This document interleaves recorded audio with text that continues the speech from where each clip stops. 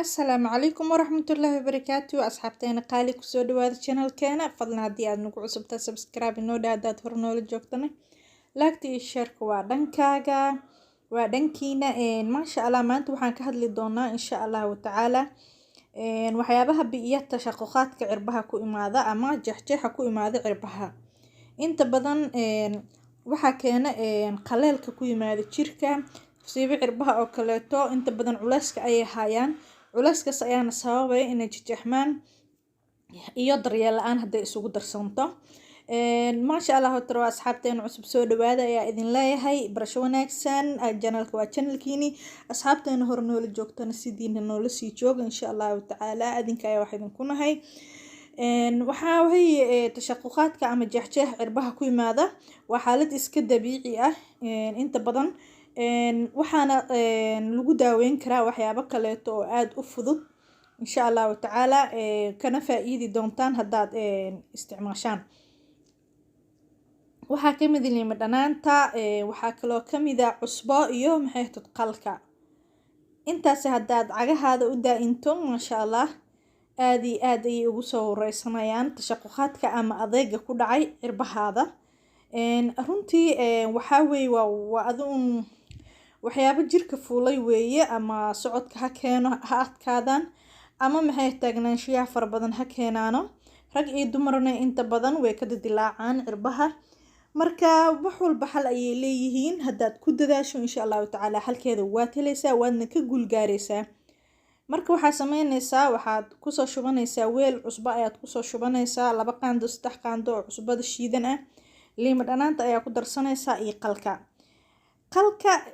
iyo cusbada kaligiis xitaa waa isticmaali kartaa ama liima dhanaanta iyo qalka iyo cusbada oo kaliya marka intaas markaad isku milanto waxaad soo qaadanaysaa qobkii liinta aad ka miirtay waxaad ku xoqaysaa inta ku soo qaado cusbada iyo alaabihii aad diyaarsatay ciribta ayaa saa ugu hooleysaa markaad saa u wada mariso maasha allah waxaad ku xiraysaa bac ayaa ku xiraysaa sigsaan ayaad gashanaysaa ciribta ayaadna maxaytood ilaa iyo cagta adiga wixii kaa adkaaday oo kaleeto ayaad ku xoqaysaa kadib bacdaas ayaa ku xiraysaa 5 daqiiqo 10 daqiiqo ayaa meel la fadhinaysaa runtii qalka aad ayuu u jilciyaa maasha allah tacaala liintana kaba sii daran cusbadan waxay nadiifinaysaa waxyaabaha dhagaxa camad ah oo fuulay cirbahaada marka mar walba ood ku dadaasho daryeelka naftaada jirkaada uu qurxanaanayaa ha isilaabina rag iyo dumarba jir qurux badan waa loo baahan yahay iyo cirbo qurux badan maasha allah cirbahana haddaa ku dayso waxyaabahaas ka kanka oo kaa fuulay waxay halis ugu jiraan inay kaa dildilaacaan hadhowtina al-ultimo ee noqdaan dilaac waaweyn hadday rabto oo dhiig ka imaan kara ku xanuunaya markaa ku socoto marka intay kugu soo bilaabayeen wax walba markay kugu bilowga kugu yihiin ayaa laga hortagaa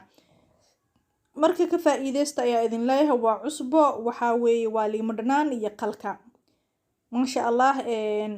aad iyo aad ayuuna ku caawin doonaa maxay heetood intaasi haddaad u isticmaasho maxay heetood cirbahaada